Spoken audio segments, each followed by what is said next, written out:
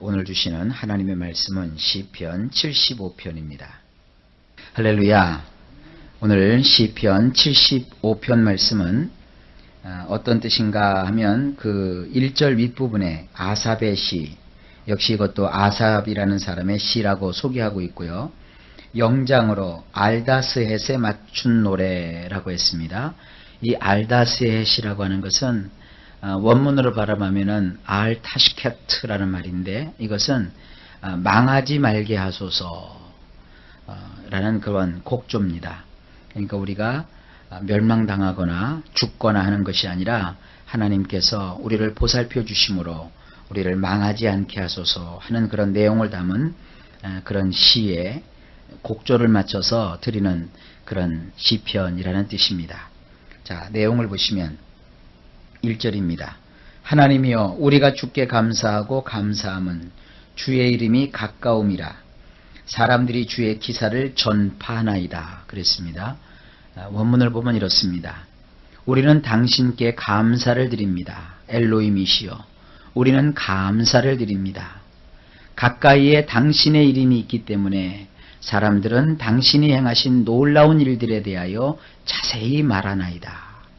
하나님께 여기 감사를 드린다고 말하고 있습니다. 근데 감사를 드리는 그 이유는, 그 감사를 드릴 수 있는 비결은 하나님의 이름이 가까이 있기 때문입니다 라고 고백을 합니다. 하나님의 이름이 가깝다는 것은 하나님께서 함께 해주신다는 것입니다. 하나님이 함께 해주시기 때문에 거기에는 반드시 체험이 있고, 하나님이 함께 하시기 때문에 거기에는 놀라운 일들이 벌어지게 되어 있습니다. 그래서 하나님에 대해서 누구를 만나더라도 자세하게 말할 수 있다는 것입니다. 어떤 사람들은 신앙생활을 하면서도 체험이 없어요. 말씀에 대한 체험도 없고, 또 찬송에 대한 감격도 없고, 생활 속에서 하나님이 함께 하신다는 그와 같은 것들을 전혀 느끼지 못하고 있습니다. 그러나 오늘 이 본문에 보면은 정반대의 말씀을 하고 계시죠. 하나님이 가까이 계시기 때문에 그 이름으로 말미암아 우리와 함께 하시는 그 하나님을 직접 체험했을 때 우리는 하나님에 대해서 자세하게 말할 수 있다는 것입니다. 도대체 하나님에 대해서 어떤 말씀을 지금 주고 계시는 것일까요? 2절입니다. 주의 말씀이 내가 정한 기약을 당하면 정의로 판단하리니. 원문은 이렇습니다. 하나님께서 하시는 말씀이에요. 정한 때가 되면 나는 똑바르게 샤파트를 할 것이니라. 이 샤파트라고 하는 것은 통치자가 통치의 행위를 공정하게 각 분야에 걸쳐서 빠짐없이 하는 그와 같은 모습을 뜻하는 것입니다.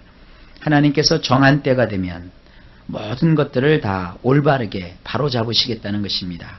바로 이 정한 때가 언제냐? 우리 주 예수 그리스도가 이 땅에 오시는 그때입니다. 예수님께서 오시면 모든 것들이 바로잡아지게 되고, 예수님이 오시면 하나님의 그 통치가 온전하게 이루어지게 된다는 것을 여기서 예언적으로 보여주고 있는 것입니다. 3절입니다. 땅의 기둥은 내가 세웠거니와 땅과 그 모든 거민이 소멸되리라 하시도다. 원문은 이렇습니다. 땅과 거기에 거하는 모든 자들이 녹아버릴 것이다. 나이니라. 내가 그것의 기둥을 세웠느니라. 여기 녹는다는 표현은 심판을 받아서 멸망한다라는 것도 되지만, 하나님 앞에서 자기 자신을 완전히 낮추고 비우는 것을 뜻합니다. 우리가 예수를 믿는 것이 뭡니까? 자기 자신을 비우는 겁니다. 자기 자신의 아집과 자기 자신의 죄와 자기 자신의 정과 욕심을 십자가에 못 박아버리는 것입니다. 바로 그와 같은 일들이 하나님께서 우리를 위해서 이루시겠다는 것이죠. 여기 보면 나라는 말이 강조가 되어 있습니다. 원문에는. 우리 성경에는 그런 말이 없이 그냥 쑥 지나가는데, 내가 그것에 기둥을 세웠느니라. 온 세상과 온 세상에 살고 있는 거민들을 하나님께서 세우셨다는 거예요. 그러면서 뭐라고 말씀하시느냐? 하나님이 세우셨기 때문에 인간이 할 수 있는 것은 아무것도 없죠. 인간이 이룬 업적은 아무것도 없단 말입니다. 그러니까 하나님이 뭐라고 말씀하시느냐 하면 4절에 내가 오만한 자더러 오만히 행치 말라 하며 행악자더러 뿔을 들지 말라 하였노니. 원문은 이렇게 되어 있어요. 내가 우쭐거리는 자들에게 우쭐거리지 말라고 말하였느니라.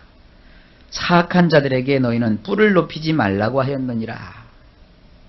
자, 여기 우쭐거리는 사람이 있고요. 악을 행하는 사람이 나옵니다. 우쭐거리는 사람이 왜 우쭐거립니까? 자기가 뭔가를 했다는 것이죠. 자기의 힘으로, 자기의 지식으로, 자기의 재능으로 뭔가를 이루었다는 거예요. 그리고 나서 이제 우쭐우쭐 되는 겁니다. 그리고 사악한 자라고 하는 것은 권력을 가지고 그 권력을 남용하는 자, 또 어떤 그 재능을 가지고 있는데 타의 추종을 불허하는 그와 같은 아주 대단한 재능을 가지고 있기 때문에 스스로 자기 뿔을 높이는 자. 이 뿔이라고 하는 것은 교만을 상징하는 것입니다. 자기 뿔을 높여서 의시되는 거예요. 그러니까 하나님께서는 그런 거 하지 말라 이거죠. 왜냐하면 땅과 거기에 관한 모든 것들의 기둥을 하나님이 세우셨기 때문에 하나님을 바라보면 인간이 스스로 높이는 것이 무의미하다는 말씀입니다. 그래서 시편 기자가 5절에 이렇게 말합니다. 너의 뿔을 높이 들지 말며 교만한 목으로 말하지 말지어다.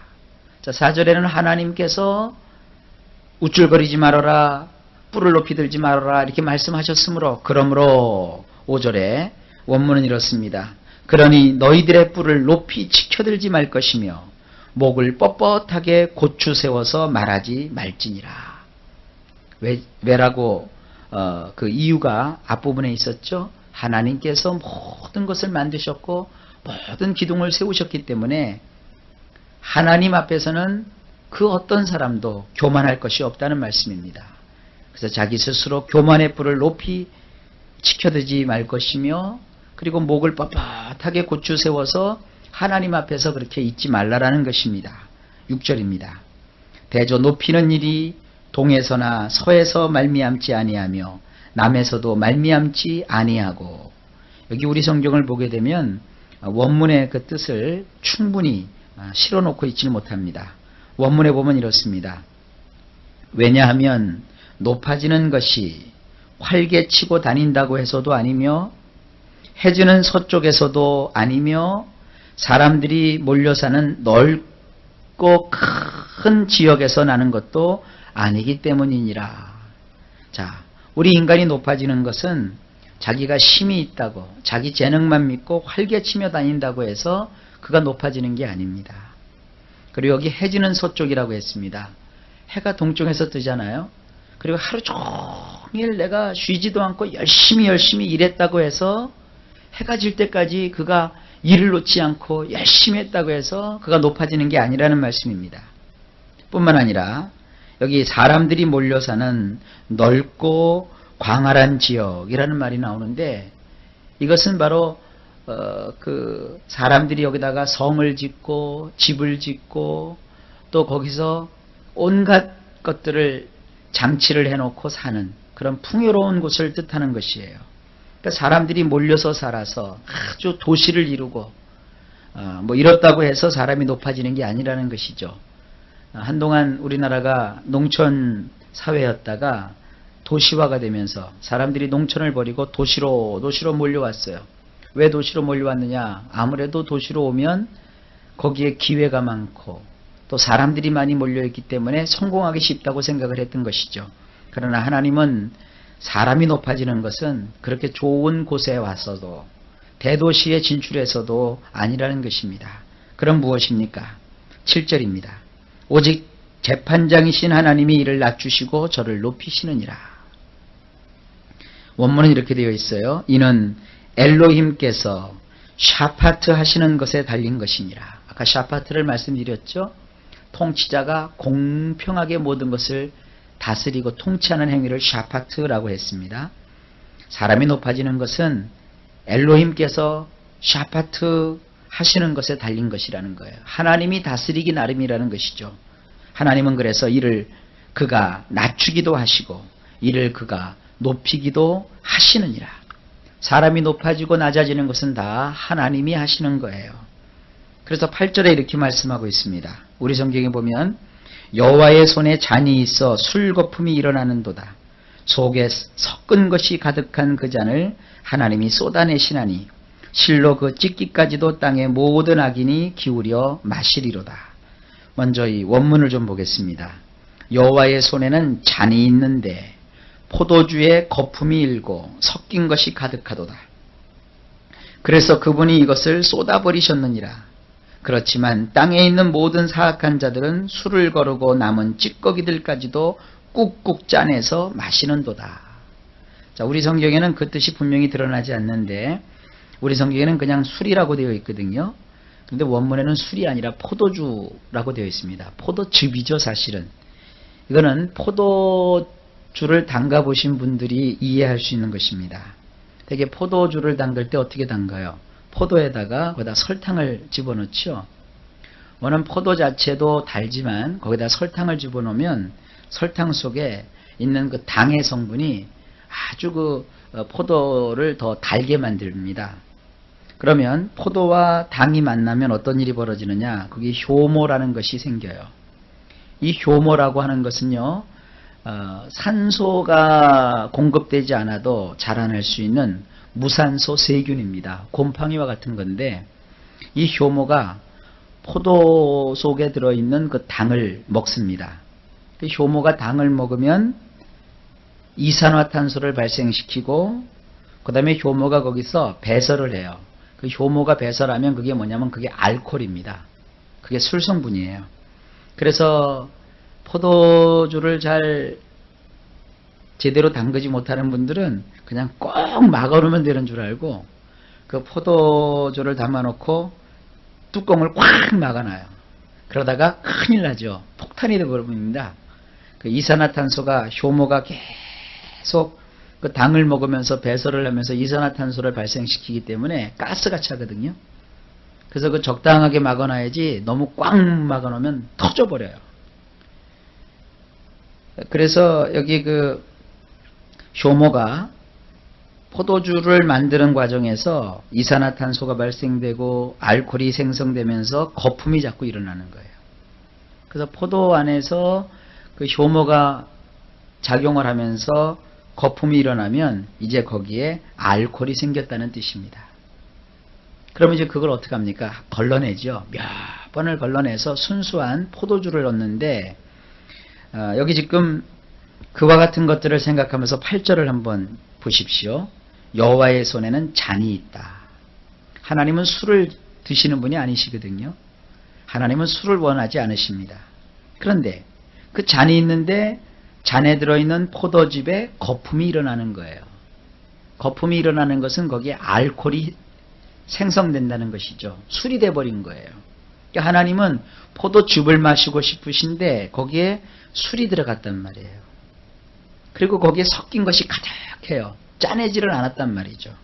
그러니까 하나님께서 그것을 먹을 수 없다 그래서 그냥 쏟아 버리셨어요, 하나님은. 그런데 땅에 있는 악한 자들은 술을 좋아하거든요. 그들은 어떻게 하느냐? 술을 거르고 남은 찌꺼기까지도 꾹꾹 짜서 마신다는 거예요.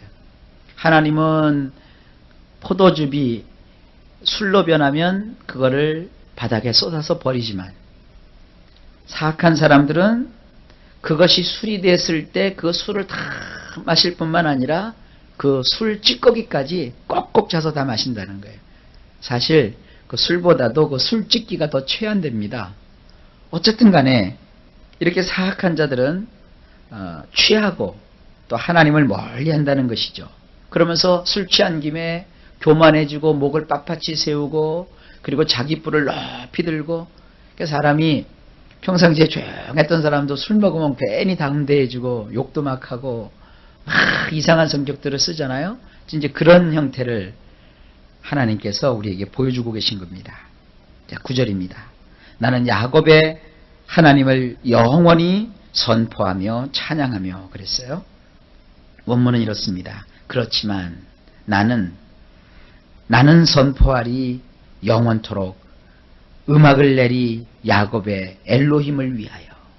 그러니까 악한 사람은 술을 즐기고 목이 고닫고 그리고 뻣뻣하고 교만하며 그리고 그 마시는 술도 부족하여서 그 술 찌끼까지도 다 꾹꾹 짜서 마시는 그런 사악한 사람과 달리 나는, 여기 이 나라는 말이 또 강조가 돼요. 나. 그리고 나는 선포하리 영원토록. 나는 음악을 내리 엘로힘을 위해서.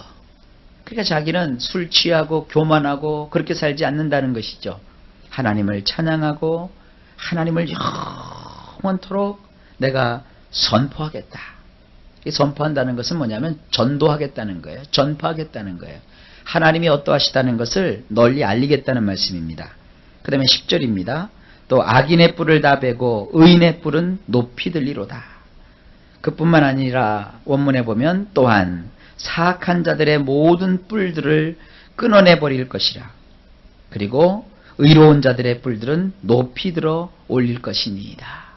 자, 여기 시편 75편 말씀은 우리가 만약에 하나님 앞에서 교만하고 스스로 뿔을 높이며 그리고 이 세상에 취해서 살면 그는 멸망합니다. 그러나 망하지 않는 비결은 뭐냐 하면 하나님께 감사를 드리고 그리고 하나님의 통치를 받으면서 찬송하고 전도하고 그리고 하나님 앞에 자기 자신을 낮추는 이러한 삶의 모습을 가질 때 우리는 망하지 않는다 하는 내용을 시편 75편이 담고 있습니다. 우리는 이 세상에서 하나님의 자녀입니다. 하나님의 자녀는 세상 사람과 사는 방법이 달라요. 세상 사람들은 돈을 기대고 또 명예를 소중히 여기고 또 이 세상에서 성공하는 것에 목을 매지만 우리는 그것에 목을 매지 않습니다. 어떻게 하나님을 더 가까이 하며 하나님의 뜻대로 살아갈 것인가. 그런데 돈을 쫓아가다 보면 돈이 도망가 버리고요. 명예를 쫓아가다 보면 어느 날 명예 때문에 자기가 발목을 잡히게 되고요. 그리고 사람이 좋다고 사람을 쫓아다니다 보면 결국 사람에게 올무에 걸리게 되고 말아요. 그러나 하나님을 따라가면서 하나님의 의로운 통치를 받게 되면 내가 돈을 구하지 않았는데도 하나님이 필요에 따라서 때를 따라 돕는 은혜를 주셔서 넉넉하고 여유 있게 살게 하시고요. 또 하나님께서 적당한 때에 나를 도울 수 있는 사람들을 붙여주심으로 외롭지 않게 하시고요. 그리고 하나님이 그 사랑하는 자를 높여주심으로 나는 내 뿔을 스스로 높이지 않았는데 어느 날 보니까 내가 다른 사람들보다 나의 동료보다도 더 높은 곳에서 하나님을 영화롭게 해드리는 자리에 있게 되는 것이에요. 이게 신앙입니다. 이러한 그 신앙인들이 받는 축복을 시편 75편에서 예고하고 있는 것입니다. 그러므로 우리는 망하지 말게 하소서. 이렇게 말로만 말한다고 해서 안 망하는 것이 아니라 이렇게 하나님의 뜻대로 하나님의 그 법칙대로 살아가면 반드시 우리의 인생은 망하지 않을 뿐 아니라 더 높아지고 더 위대해지고 더 아름다워지는 이런 축복으로 하나님이 갚아주시는 줄로 믿습니다. 오늘도 하루 종일 이와 같은 주님의 은혜가 넘치시고 여러분의 복된 생애가 되시기를 예수님의 이름으로 축복합니다.